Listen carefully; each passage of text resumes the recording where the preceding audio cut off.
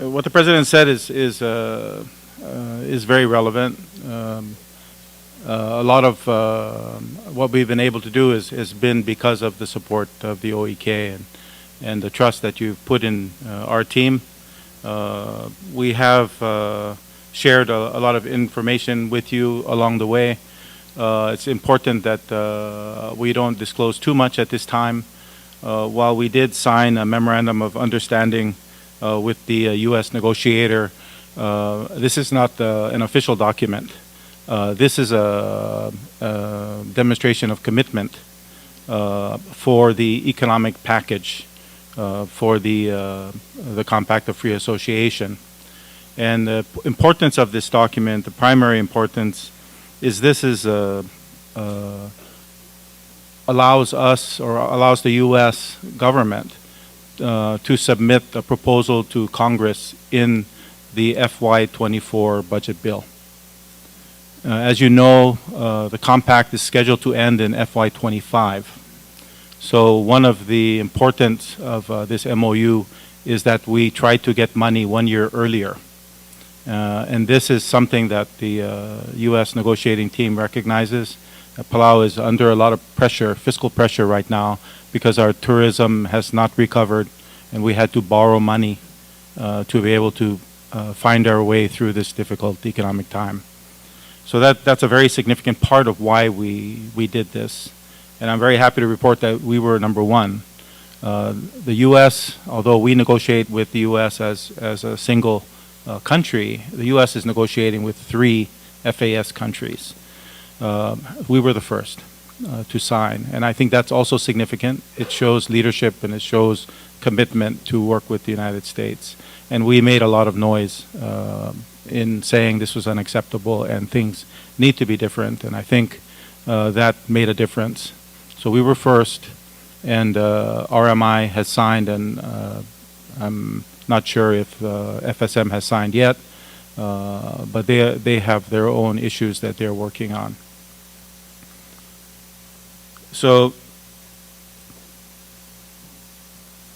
I would also like to say that through this process, you know, we started this in the last administration, and then we told the U.S. this was unacceptable the way it stood, and then we waited until the U.S. took action. And meaning we lost some time. One of the first things that we did was take action immediately on things that we could take action on outside of the compact. And this was also with the suggestion of the negotiating team. So after our first discussion, we started talking to several U.S. departments, and the visits to U.S. Congress resulted in several bills, including one involving Veterans Affairs that is moving forward. So while we are still negotiating the actual compact, which we expect to finalize and sign in Washington, D.C. by the President Whips and President Biden in April, we are still proceeding with the other work that's necessary on things outside of the compact that require legislative change or other arrangements, as well as agencies that we can work with now.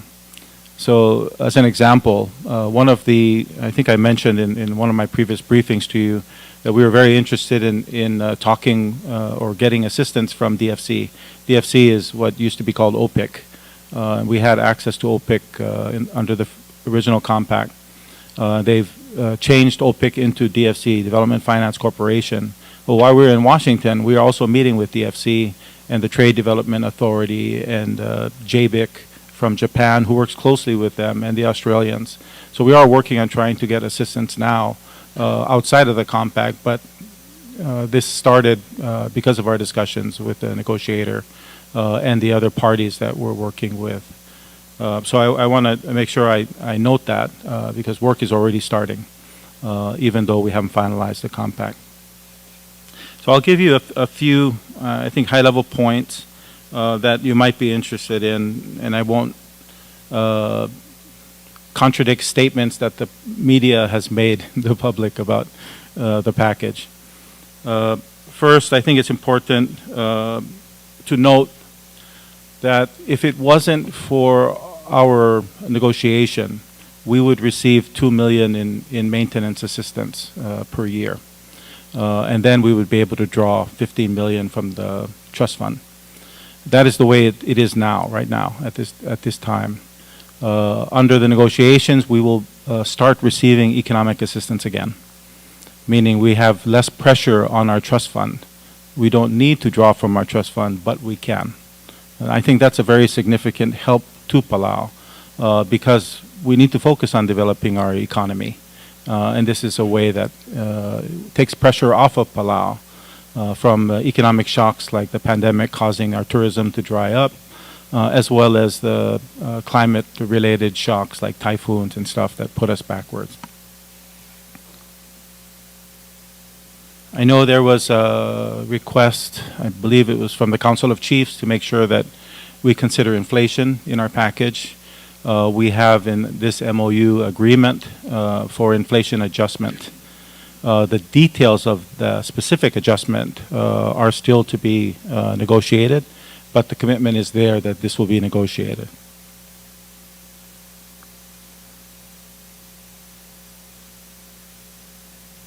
One of the critical challenges that we have in finance ministry is the debt that we took to finance our government operations and support the social programs during this crisis. The U.S. government has taken note of that, and they are supportive of giving us help to deal with the debt that we've taken. So that's, I think, a very big achievement and something that we worked hard to get, and I think it will make a difference starting as early as FY24. So back to the cycle, it was important that we signed on this last trip so that the U.S. President can put this request into the budget bill. Now it goes through Congress, but we should, depending on their politics, be able to get a commitment from U.S. Congress for funding for our budget in FY24. And that's, what we're expecting by October this year. So if everything works out well, this is what we are hopeful for. If the U.S. government, the executive branch, is supportive of this, I think there's a good chance that we can rely on support for FY24, which I think will help us in the current fiscal situation that we're in.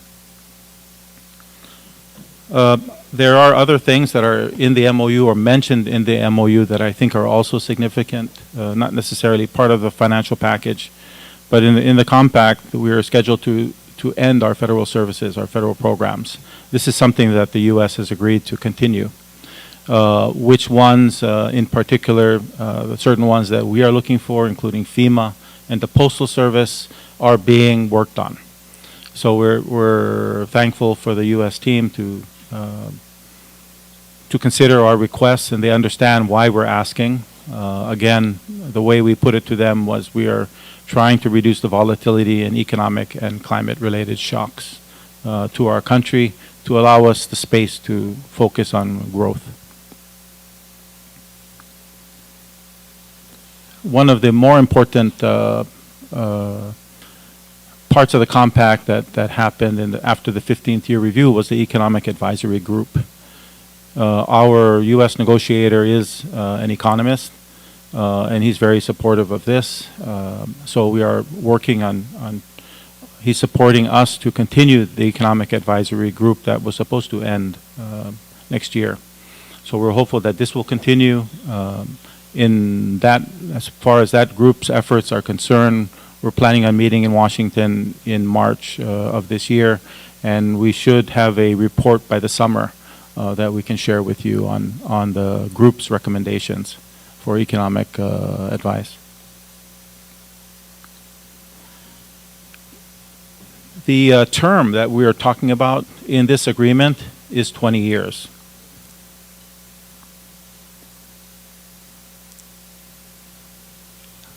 As in the current language of the compact, there is one more review that is scheduled. in this MOU, we are asking for continuous reviews. For the economic activity, the economic work, that will be under the EAG annually, economic review and economic report. But for the compact itself, where we review the agreement, it'll be every 10 years. One of the main concerns with economists when we are looking at the economic package is that if the U.S. continues to give us grants, at the end of 20 years, we're going to be facing a fiscal cliff. So that is a big danger for the economists who like to be conservative when they project. Our negotiations are that as long as we continue to give U.S. rights to our defense and denial rights for any other country, we will continue to receive assistance from them. So while the agreement is for 20 years, we can sort of say that this is perpetual, and the next negotiating team doesn't need to start from zero. This was an important step in our deliberations with the U.S., and let's see if this language can be kept in the agreement once it's finalized. But this is something I think that is very important for our country and for us in the leadership right now to continue to persist, to be determined to have this position. So I think that's the one thing I wanted to end with.